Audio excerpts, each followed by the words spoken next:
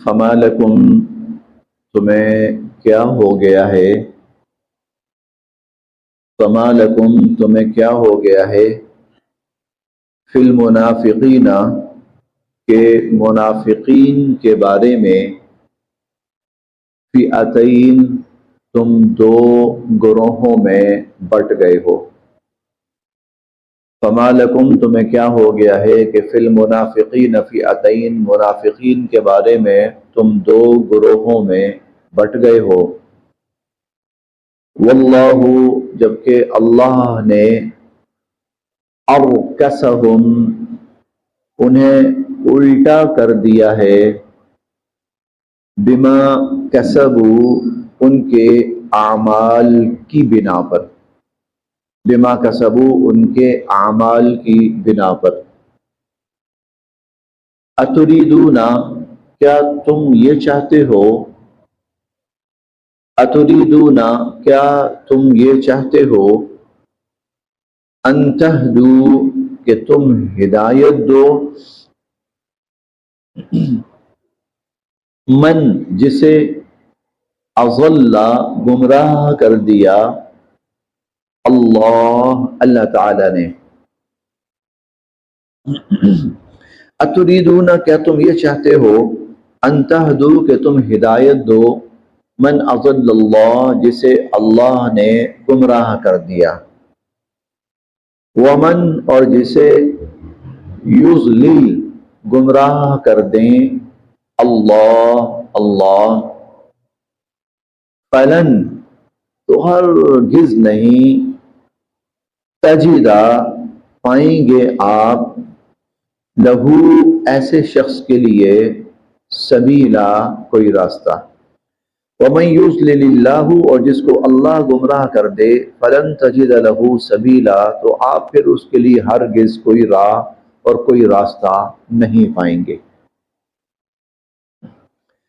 قرآن کریم کا ایک مستقل موضوع ہے اور وہ ہیں منافقین۔ پورے قرآن کریم میں اللہ رب العزت نے انسانوں کی تین قسمیں بیان فرمائی ہیں، ایک مومن ہے، ایک کافر ہیں، کافروں کے اندر مشرک بھی آ جاتے ہیں، یعنی جو دائرہ اسلام سے اعلانیہ خارج ہیں، اور ایک منافقین ہیں۔ ان تینوں کا تذکرہ اللہ رب العزت نے قرآن کریم میں جا بجا فرمایا، چنانچہ مؤمنین کی نسبت سے سورہ المؤمنون بھی ہے، کافروں کی نسبت سے سورہ الکافرون بھی ہے، اور منافقوں کی نسبت سے سورہ المنافقون بھی ہے۔ قرآن کریم میں یہ تینوں صورتیں اللہ رب العزت نے نازل فرمائی ہیں۔ مؤمنون بھی ہے، 18ویں پارے میں ہے قد افلح المؤمنون، کافرون بھی ہے، 30ویں پارے میں ہے سورہ الکافرون، منافقون بھی ہے، 28ویں پارے میں ہے سورہ المنافقون۔ باقی اس کے علاوہ پورے قرآن کریم میں ان کا تذکرہ ہے۔ ایمان والے کو، مومن کو ہم جانتے ہیں، اعلانیہ صاحب جو شخص ایمان قبول کرتا ہے دل سے بھی زبان سے بھی، اقرار باللسان تصدیق بالقلب، اور کافر جو ہے جو نہیں مانتا اور اقرار کرتا ہے میں نہیں مانتا، ان دونوں کے درمیان میں ایک قسم اور ہے، یہ وہ قسم ہے جس کا زبانی کلامی دعویٰ جو ہے وہ ایمان کا ہے، لیکن بسا اوقات دل میں کفر ہے، بسا اوقات دل میں کفر ہے، اور بسا اوقات ایسا ہے دل میں کفر تو نہیں ہے لیکن مفاد پرستی غالب ہے، مفاد پرستی غالب ہے۔ کسی حد تک اس کو مسلمان کہہ تو سکتے ہیں لیکن اس کی حرکتیں اور کرتوت جو ہیں وہ مسلمانوں والے نہیں ہیں۔ یہ منافقین ہیں۔ ان میں ایک تو وہ طبقہ ہے کہ جو صرف زبان سے اقرار کرتا ہے، اندر سے وہ مکمل کافر ہے، زبان سے اقرار کرتا ہے لیکن اندر سے وہ مکمل کافر ہے۔ چنانچہ اس کی جو بہت بڑی مثال ہے وہ عبداللہ بن ابی بن سلول تھا۔ عبداللہ بن ابی، عبداللہ بن ابی کون تھا؟ حضور علیہ الصلوۃ والسلام کی مدینہ تشریف آوری سے پہلے مدینہ کے لوگ آپس میں مختلف مواقع پر لڑ قبائلی تھا نا، قبائلی سسٹم تھا، تو لڑائیاں 50 سال کی لڑائی، 100 سال لڑائی، 150 سال لڑائی چلتی رہی، تھک گئے تھے یہ۔ اب ان کے اندر ایک سوچ پیدا ہو رہی تھی کہ بھائی جس طرح دنیا ایک بڑے مہذب انداز کے اندر رہ رہی تو ہم کیوں نہیں رہ سکتے، کوئی ایسا سسٹم ہم بھی یہاں پر ڈیولپ کریں۔ چنانچہ یہ مشورہ چلنے شروع ہوئے، یہ مشاورت چلنی شروع ہوئی، اچھا جی کون سا ماڈل جو ہے وہ ہم یہاں پر اختیار کریں۔ تو جس طرح قیصر و کسریٰ ہے، بڑی حکومتیں ہیں، ایک بادشاہ ہوتا ہے، اس کے تحت پورا نظم چلتا ہے، تو ہم یہ پورا جو علاقہ ہے جس کو مدینہ بعد میں کہا گیا یثرب کہلاتا تھا، یہاں جتنے بھی ہم ہیں نا، ہم اپنا ایک حاکم مقرر کرتے ہیں بادشاہ، اور سب اس کو اپنا بادشاہ تسلیم کریں گے، حاکم تسلیم کریں گے، اور پھر جو وہ فیصلے کرے گا ہم سب تسلیم کریں گے۔ اوکے، یہ بات چیت چل رہی ہے۔ اب جس شخص پر نظریں لگیں اور جس کے لیے تقرر ہوا کہ یہ مناسب ترین ہے، وہ اس کا نام تھا عبداللہ بن ابی۔ یہ ابھی ڈسکشن چل رہی ہے کہ مسلمانوں کی آمد شروع ہوئی مدینہ منورہ میں، حتیٰ کہ نبی کریم صلی اللہ علیہ وسلم تشریف لے آئے۔ وہ جو ان کا جو معاملہ تھا نا وہ کھٹائی میں پڑ گیا۔ اب ان کا معاملہ جب کھٹائی میں پڑ گیا تو وہ دیکھنے لگے کہ اس وقت جو مسلمان ہیں نا یہ طاقت میں ہیں، تو وہ کچھ لوگ جو تھے انہوں نے سوچا بھائی ایسے کرو، ابھی چھیڑ چھاڑ نہیں کرنی ان کے ساتھ، فی الوقت دیکھو جو ہی ہمیں کوئی مناسب موقع لگا نا ان کی جڑ کاٹ دیں گے اور ہم اپنی حکومت اور بادشاہت یہاں پر قائم کریں گے۔ چنانچہ ایک موقع پر جب حضرت زید بن ارقم کا واقعہ ہوا، سورہ منافقون میں وہ سارا واقعہ آئے گا، تو ایک صحابی نے کہا تھا اللہ کے نبی اس سے درگزر کیجئے۔ اصل میں یہ ہے کہ جب آپ تشریف لانے لگے تھے تو اس سے پہلے ہم اس کو اپنا بادشاہ تسلیم کر چکے تھے، اور یہ ایک قسم کا ہمارا بادشاہ، تو آپ کے آنے سے اس کی بادشاہت چھن گئی ہے، تو اسے اس کا غم ہے، اسے اس کا دکھ ہے۔ یہ شخص اندر سے بالکل قطعاً کافر تھا، اس لیے قرآن کریم نے اس کا جہاں پر بھی ذکر کیا کفر کے ساتھ کیا۔ اور حالانکہ بظاہراً یہ شخص عام مسلمانوں سے زیادہ وہ ہے نا مسلمان تصور ہوتا تھا، عام مسلمانوں سے زیادہ، جیسے لمبی چوڑی تقریریں کرنا لوگوں کے سامنے اسلام پر، حضور علیہ الصلوۃ والسلام پر اور آپ کی عظمت کے بارے میں۔ بلکہ اس کے بارے میں یہ بھی ہے کہ جب آپ تشریف لاتے تھے نا بیان فرمانے کے لیے، جمعہ ہے یا کوئی بھی، تو آپ کے آنے سے پہلے یہ کھڑا ہو کر نا یہ چھوٹی موٹی تقریر کرتا تھا اور کہتا تھا لوگوں آپ کو پتہ ہے آپ کے درمیان اللہ کے نبی ہیں اور ان کی بات مانو اور سنو اور جو کہیں اطاعت کرو، یہ آپ کو جنت کی طرف، اس طرح نا تقریریں اور بیان اور بہت کچھ کرتا تھا یہ، لیکن اندر سے یہ مکمل جو ہے وہ اسلام کا مخالف تھا، اور اس انتظار میں تھا کہ مجھے موقع ملے اور میں مسلمانوں کا خاتمہ کروں۔ چنانچہ اس کے ہم خیال لوگ بہت سارے اس کے ساتھ شامل ہو گئے تھے، اور غزوہ احد کے موقع پر 300 لوگ ایسے تھے جو پورا ایک گروپ اس کا ہم خیال وہ سامنے آیا، پتہ لگا اس موقع پر کہ یہ 300 جو بندہ ہے یہ اس کا ہم خیال ہے، اور عین لڑائی کے وقت یہ میدان چھوڑ کر حضور کا ساتھ چھوڑ کر پیچھے آ گئے، جی ہماری بات نہیں مانی گئی۔ ایک طبقہ بڑا ایسا تھا، ایک طبقہ وہ تھا جن کو اسلام کی ضرورت نہیں تھی،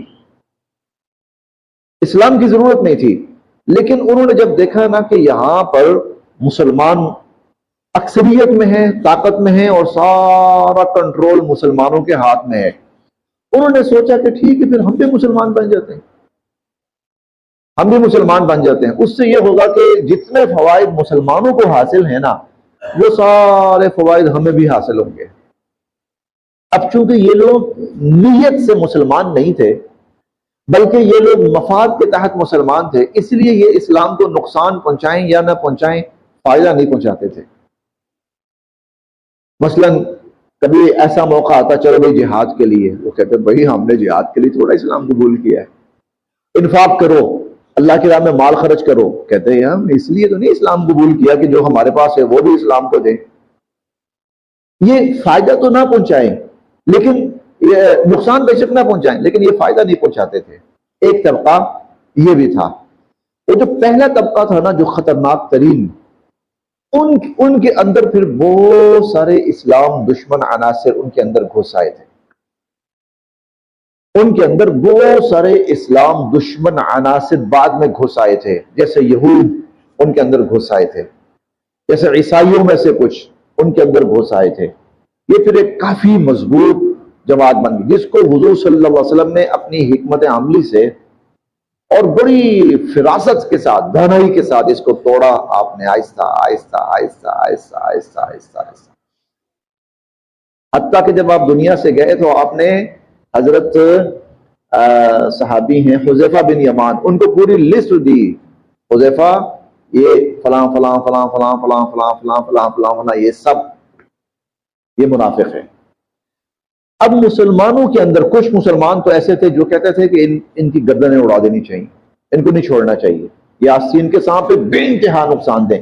کچھ مسلمان جو سادہ لوگ ہوتے تھے وہ کہتے تھے بھائی وہ بھی نماز پڑھتے ہیں، روزے رکھتے ہیں، ٹھیک ہے، ہمارے ساتھ اٹھتے ہیں بیٹھتے ہیں، نمازوں میں کاموں میں مشغول ہوتے ہیں، تو کیوں ہم ان کے خلاف اتنے سخت اقدامات کریں. تو اللہ رب العزت نے یہاں پر پھر ان مسلمانوں کی اصلاح فرمائی، یہ تمہارے ساتھی نہیں ہے، ان کا تم سے کوئی لینا دینا نہیں ہے. ان میں کچھ ایسے بھی تھے جو باقاعدہ سازشوں میں ملوث ہوئے.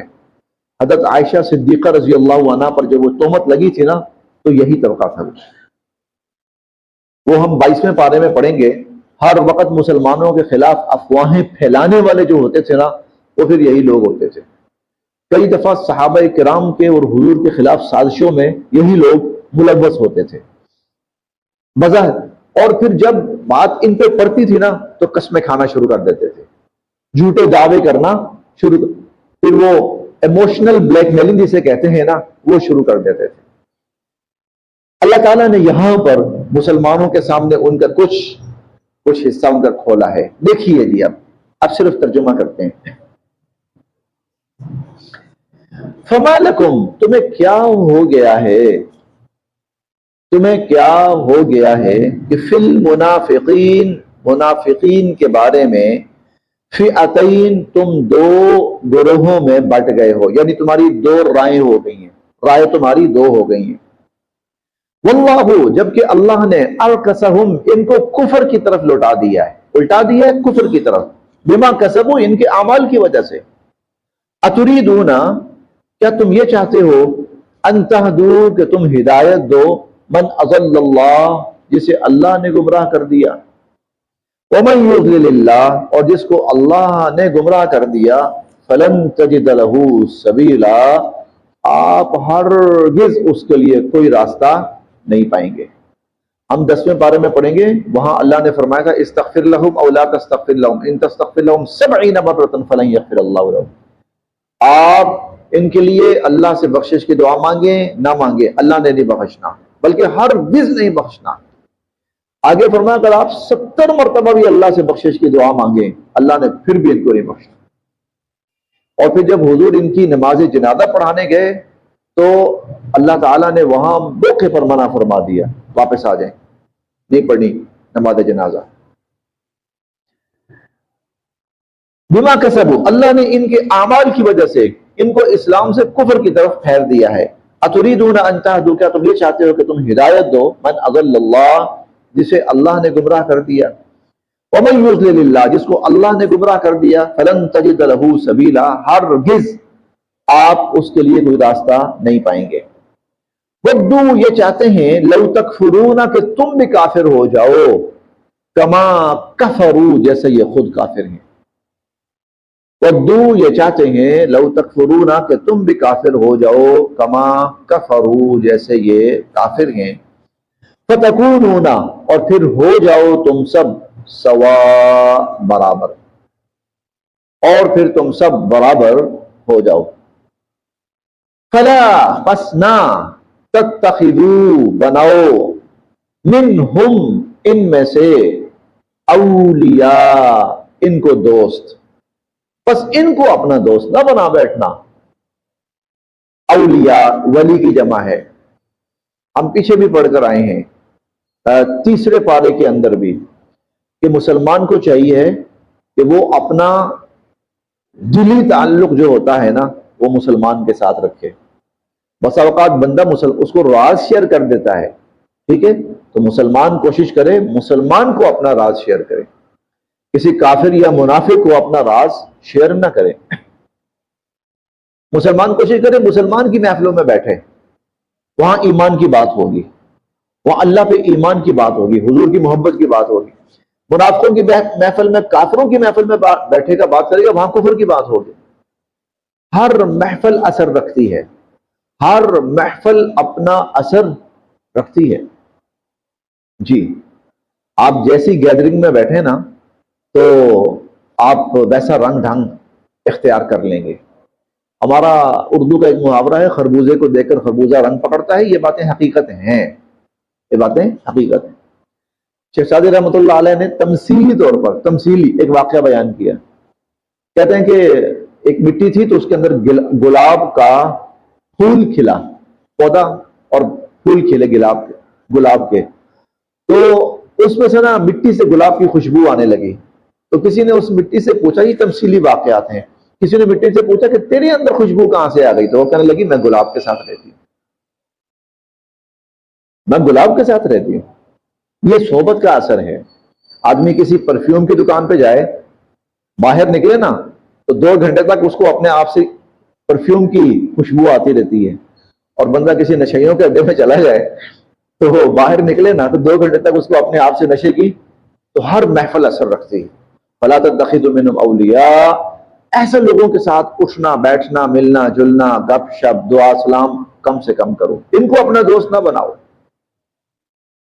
حتیٰ جب تک کہ یہاجروا، یہ ہجرت نہ کر لیں، فی سبیل اللہ، اللہ کی راہ میں، جب تک کہ یہ اللہ کی راہ میں ہجرت نہ کر لیں. کچھ لوگ ایسے بھی تھے، آئے مکہ سے آئے مدینہ، بظاہر اسلام قبول کیا، واپس چلے گئے. حالانکہ اب اسلام کا حکم تھا مکہ چھوڑ دو، انہوں نے نہیں چھوڑا. تو اللہ کہتے ہیں کہ جب تک یہ مکہ چھوڑ کر مدینہ نہ آئیں، ہجرت نہ کریں، اس وقت تک آپ نے ان کو مسلمان نہیں سمجھنا. فَإِن، پس اگر تولوا، یہ لوگ منہ پھیریں، فَإِن تولوا، پس اگر یہ لوگ منہ پھیریں، یعنی جو تعلیم ان کو دی جاتی ہے اس پہ نہیں آتے. ایک وقت ایسا بھی تھا، یہ 10ویں پارے میں ہم تفصیل سے پڑھیں گے، جب مکہ چھوڑنا لازم کر دیا گیا تھا اور مسلمان وہ تصور ہوتا تھا جو مکہ چھوڑے گا اور مدینہ آئے گا. اب دیکھ لیں دین اللہ کو کتنا عزیز ہے کہ دین کے لیے کہا کہ مکہ چھوڑو. اور جنہوں نے قدرت کے باوجود مکہ نہیں چھوڑا، جنہوں نے قدرت کے باوجود چھوڑ سکتے تھے، ایک تو مجبور ہے نا، نہیں آ سکتے، کوئی ایسی مجبوری ہے، معذور ہیں نہیں آ سکتے، عورتیں ہیں پھنس گئی ہیں نہیں آ سکتی، بچے ہیں پھنس گئے ہیں نہیں آ سکتے، مریض ہیں پھنس گئے نہیں، ٹھیک ہے. جو آ سکتا ہے پھر نہیں آتا، اس کو مسلمان تصور نہیں کیا جاتا تھا، اس کو مسلمان تصور نہیں کیا جاتا تھا. ہم 10ویں پارے میں پڑھیں گے کہ اگر ان میں سے کوئی فوت ہو گیا تو اے مسلمانوں تمہیں اس کی وراثت نہیں ملے گی، اور تم میں سے کوئی فوت ہو گیا تو اس کو وراثت نہیں ملے گی. بھلے سے باپ فوت ہوا ہے اور بیٹا مکہ میں ہے، نہیں ملنی وراثت. کیوں؟ پہلے اپنا اسلام ظاہر کرو. اسلام ظاہر کرنے کی شکل کیا ہے؟ مکہ چھوڑو مدینہ آؤ. تو اللہ کا دین اور اللہ کی اطاعت جو ہے، اللہ کے حکم کی اطاعت، وہ کتنی اہم ہے کہ اسلام لیکن بظاہر بڑی اس مکہ، اگر مکہ میں رہنے والا اگر وہ مسلمان تصور نہیں ہوگا تو پھر کون ہوگا؟ بھائی اللہ نے کہا ہے مکہ چھوڑو تب مسلمان تصور ہوگے. اب یہاں پر بھی فرمایا حتیٰ یہاجروا فی سبیل اللہ، جب تک اللہ کی راہ میں ہجرت نہ کریں. اور ہجرت کہاں سے کرنی تھی؟ مکہ چھوڑ کے مدینہ آنا تھا. مکہ چھوڑ کر اللہ کی اطاعت اتنی اہم ہے کہ اس پر انسان کے ایمان کا دار و مدار ہے. اب سوچیں گے نا آپ کو یہ بات بڑی عجیب لگے گی، جو مکہ میں رہنے والا ہے وہ مسلمان تصور نہیں ہوگا؟ نہیں ہوگا. کیوں؟ اس لیے کہ اللہ کا حکم اس وقت یہ ہے کہ مکہ چھوڑ دو.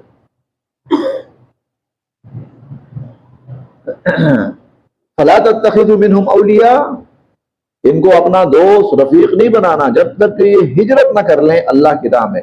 فَإِن تَوَلَّوْا پس اگر یہ لوگ منہ موڑیں فَخُذُوهُمْ پھر پکڑو ان کو وَقْتُلُوهُمْ اور قتل کرو ان کو حَيْثُ وَجَدْتُمُوهُمْ جہاں کہیں تم ان کو پاؤ وَلَا تَتَّخِذُوا اور نہ بناؤ مِنْهُمْ ان کو وَلِيًّا اپنا حمایتی وَلَا نَصِيرًا اور نہ ہی مددگار.